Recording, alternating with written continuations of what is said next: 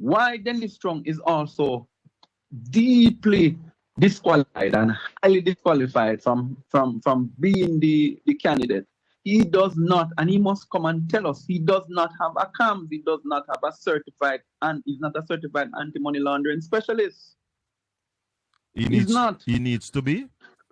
It is a requirement for all heads of financial investigative units or divisions, as we call it. Say that again. It doesn't. It's a requirement for the head of the FID to have what? Yes. Every single one. So if you go to on have what? the head of what you call it? A CAMS, a CAMS, a certified anti-money laundering specialist. It's a certificate. Yeah. And he should have that before. You should have that before you take up any position dealing with money laundering. But can he go and get it now? It's not just given to you like that, you know. Does it require training and all of that? It requires training. It requires you to go to the different FATF seminars, the regional seminars, international seminars. But it's most of the persons who have these. Who in Jamaica would have that right now? I know from a fact that what's his name that was there, Selvin A. Yeah. But did he get it after he took up the job, or no, he had it before? No. He had it before, because what happens? What about Justin Felice? He had it before? Had it as well, because because you are in financial investigation from the police side, what the police force does is that they make available, and FATF makes available to Jamaica, and also there are persons in the Bank of Jamaica that are certified anti-money laundering specialists as well. But they might not have the investigative skills. But when you're from the police force with the investigative skills, they send you to do the seminars, and you get the certificates. Yeah. And it's a long process. It takes over. It's not something that's given to you in 3 months and 2-3 years. Okay. The rigors of the program. I am learning about that. I was not aware of that. And it's the first I am hearing that as well.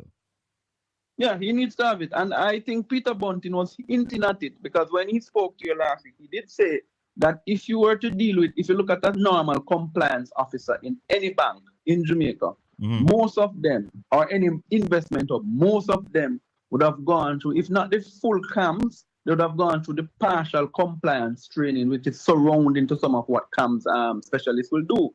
Yeah? So the next thing why Dennis Strong and Andrew Holness run the risk of destroying Jamaica's economy and access to correspondent banking is because of Andrew's situation. Andrew Holness was a politically exposed person, a PEP, holding 28 bank accounts. From a FATF perspective and CFATF perspective, it ought not to have happened, because he was a PEP. In any country you go, PEPs cannot have more than 1 or 2 bank accounts in most instances. And if they do, it must be somebody else holding it for them. And the reason for that is because it requires a lot of enhanced due diligence on the individuals and where they're, because of their exposure to the ability to receive government funds. A lot of banks that comply fully with FATF and other sanctions make sure that they don't engage PEPs, especially with at that level so many accounts and funds flowing through. That is a serious point you're bringing up. We have spoken about that before, but yes, looking at it now and doing all the research that I have been doing since all of this crop up, it is a serious issue that needs more digging into.